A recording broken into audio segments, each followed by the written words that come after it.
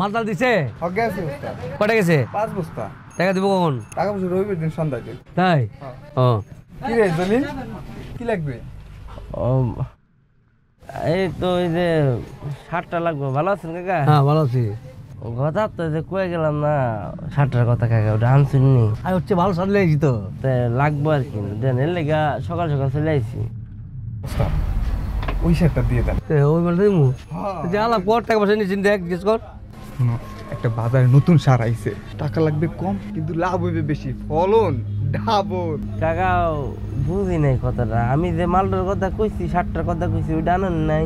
না বাজারে নতুন একটা সার আইছে, টাকা কম লাভ বেশি, এইটা নাও। কেমন কাকা? বুঝছো না, যেটা 3 মাস হইব এটা 1 মাস হইব। আরে কি কইলাম তোমারে, ডাবল হইবে ডাবল। এখন কয় মন পাও জ্যৈষ্ঠতে? তো 5 মন 6 মন। 5 মন 6 মন। আর এইটা হইবে কমপক্ষে 10 থেকে 12 মন তো হইবেই। তুমি এইটা নাও, টাকা কম লাভ বেশি। মেয়া তুমি বুঝো না কাকা মনে হয় আমি যেটা বুঝাইতে চাইছি সেটা আপনি বুঝেন না কাকা, আমার লাগতো না এই সার কাকা। আচ্ছা কাকা একটা কথা কই আপনারে, ধরুন যে আপনার হালকা জ্বর কাশি হয়েছে, আপনি কি খাবেন? না পাকামু যদি আপনার নাফার জায়গার মধ্যে যদি অ্যান্টিবায়োটিক 5 ডোজ খাওয়ায় তাহলে আপনি কি হবো?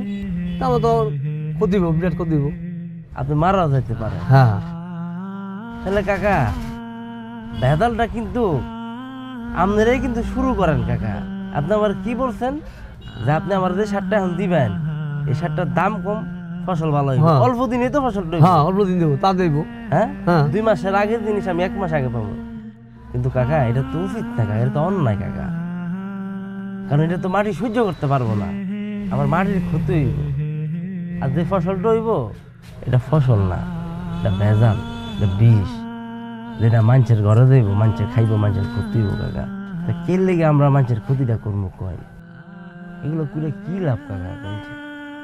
কয়টা টাকা বেশি লাভের লাগা কিন্তু ক্ষতিটা করতেছেন, তার জবাব আপনার কাছে উপরালা কিন্তু নিব। এগুলো করেন না কাকা, ব্যবসা করেন, সৎ পথে করেন। এই লেগেই চাষাবাসার ভালো বুদ্ধি দিতে নাই। আরে বেটা, মানুষ খাইয়ে মারা যাইবে না মরবে কি ধরে তোর দরকার কি?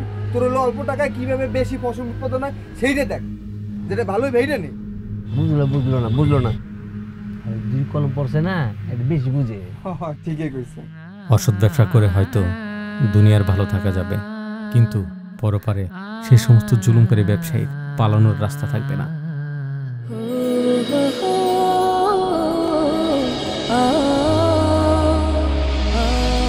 জাগো, জেগে ওঠো নিজ চেতনায়।